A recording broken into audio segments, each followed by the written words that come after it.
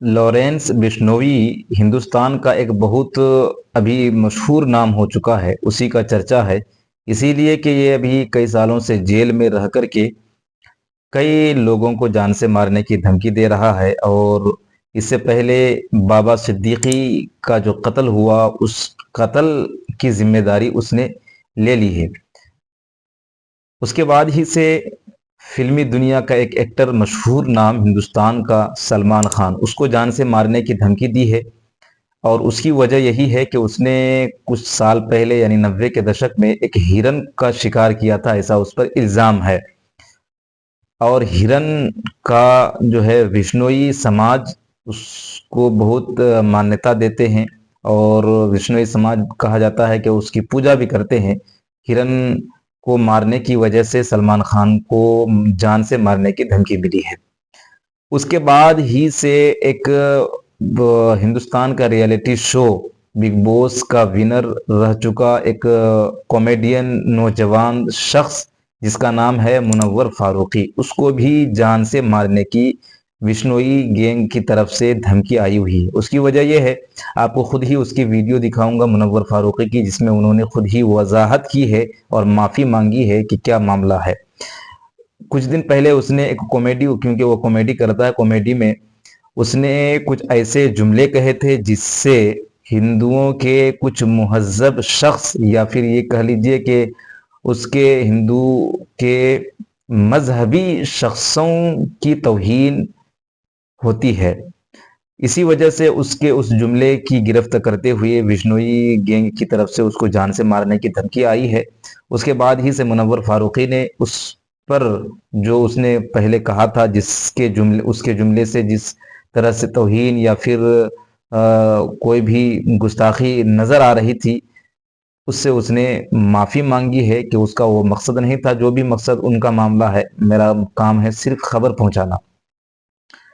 तो वो वीडियो आप देख लीजिए, जिसमें मुनव्वर फारूकी ने पूरी वजाहत की है कि क्या मामला था।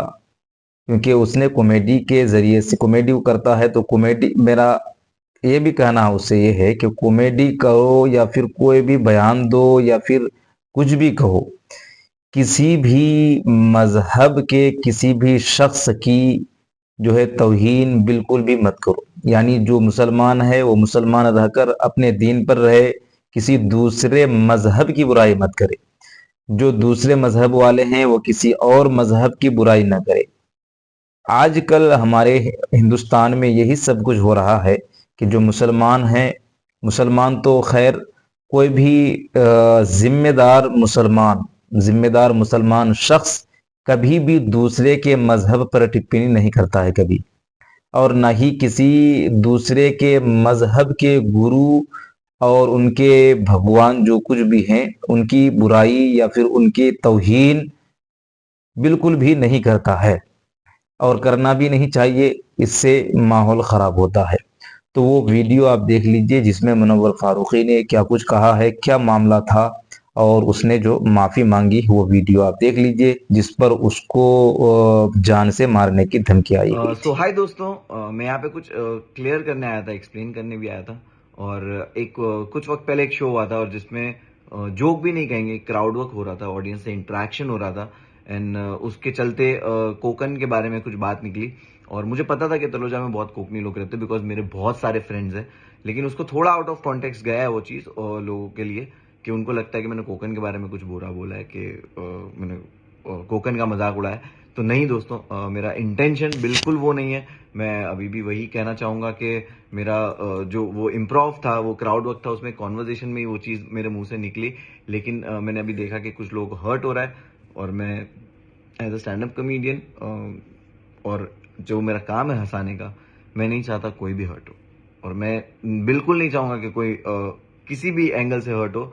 तो मैं तहे दिल से आप लोगों से माफी मांगना चाहूंगा कि सॉरी आपको जिसको भी हर्ट हुआ है। मैंने जिस पे जोक किया था वो लोग ने भी बहुत इंजॉय किया था, और शो पे भी बहुत सारे सब लोग थे, मराठी लोग थे, मुस्लिम लोग थे, हिंदू लोग थे, सब लोग थे। बट अब इंटरनेट पे जब इस तरह की चीज आती है और ऐसी चीज हमारे सामने आती है तो पता चलता है। तो अगेन मैं यही कहना चाहूंगा कि हर्ट करने का कोई इंटेंशन नहीं था। मैं आप सबसे दिल से माफी मांगता हूँ। जय हिंद, जय महाराष्ट्र। कुछ भी बोलने से पहले भाषण दें, तकरीर करें या फिर कॉमेडी करें, कुछ भी करें, बोलने से पहले सही तौर पर समझ लेना चाहिए हम क्या बोलने जा रहे हैं। कहीं ऐसा मुंह से कुछ ना निकल जाए जिससे जो है दंगा फसाद या माहौल खराब होने का अंदेशा हो। बोलने वाला बोल जाता है और 1 मिनट में वो कुछ का कुछ मुंह से निकाल देता है और बाद में उसकी वजह से देश में ऐसा कुछ हो जाता है जिससे लाखों करोड़ों लोग परेशान रहते हैं और एहतजाज पर उतर जाते हैं। कुछ गैंग बना लेते हैं, कोई जान से मारने की धमकी दे रहा है तो कोई जान से मार भी देता है। तो इसीलिए कुछ करने कुछ बोलने से पहले हजार मर्तबा सोच लेना चाहिए कि इससे क्या फायदा है।